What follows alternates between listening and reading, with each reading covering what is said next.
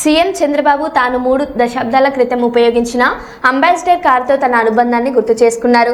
With my old friend అని tweet చేశారు. ఇది చంద్రబాబు సొంత కారు. ఉమ్మడి ఏపీ సీఎంగా దీనిలో విస్తృతంగా పర్యటించేవారు.